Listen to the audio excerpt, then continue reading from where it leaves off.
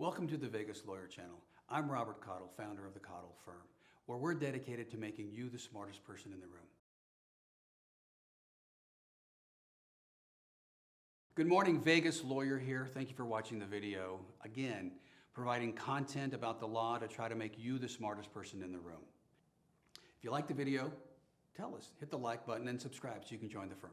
The question everyone has this year because of the hotly disputed debate over the president is, do you really elect the president? And honestly, no, you don't. Our vote that we cast at our local school or by mail does not elect the president. What it does do is it forces the election of the president through the Electoral College. Now, I was talking to some friends of mine the other day, and one of their sons was saying, hey, the Electoral College, it should really go away. It's archaic and unnecessary. And I disagree, and this is why. We're going to discuss the Electoral College here. So when this comes up in your group, you know the facts and you know the truth.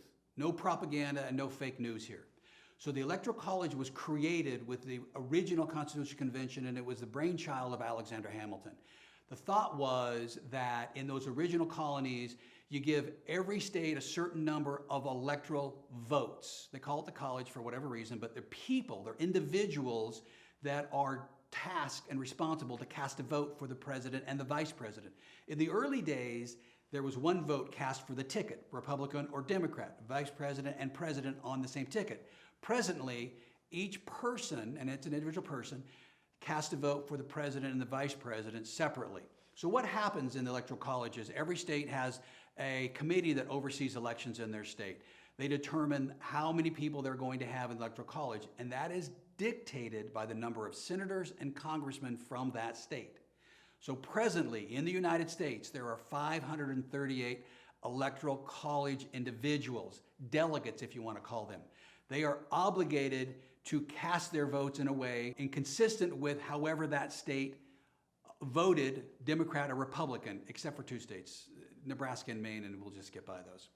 So what happens is, election night comes in November, and we all see it on the big screen on Fox or CBS or CNN or whoever you're watching, and they tally the votes in the county as they're coming in, and they try to predict whether that state will go Republican or Democrat. So the Electoral College now requires that, except for those two states, the delegates from that state cast their vote for the presidential candidate and vice president for which that state had the most votes. So say, for example, California has 55 Electoral College votes because they have 2 senators and they have the rest of them are congressmen because it's such a big state. If that state were to go 60% Republican, those 55 voters would have to, they are required to cast all their votes for the Republican candidate. Vice versa, if it goes Democrat. Florida, it's like 29 delegates. If that state, all the voters and all the schools and all the mail-in, the stuff that we do as individual citizens, turns out that that state is more Democrat, even by 1 or 2%, all those Electoral College delegates have to vote Democrat. What happens is they show up on, I believe it is January 3rd or thereabouts, and they have to submit their tickets based upon what party that state voted for, and they turn the actual tickets in. They're actual individuals.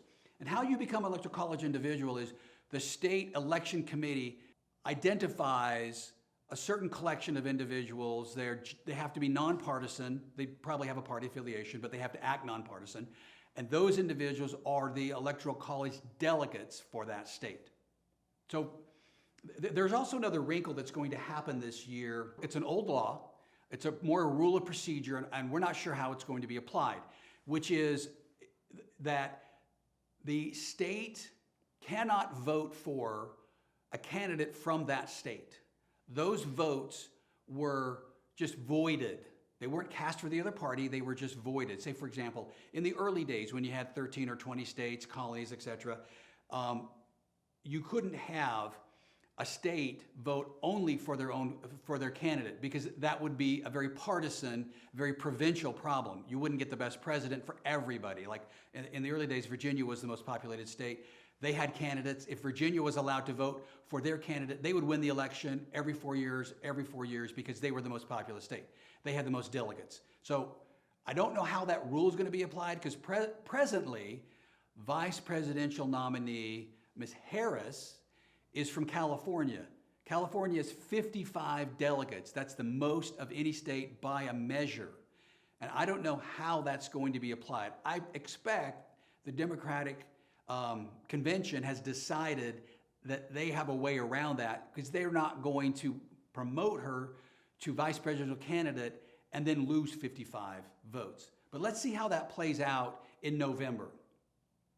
Now, most often, the Electoral College voting of the president is consistent with the popular vote. There's been a handful of times in the past where the Electoral College has actually voted the president in opposite the popular vote, and there's no question, under the Constitution, Article 2, it's like Section 1, that is how the president is elected, through the Electoral College.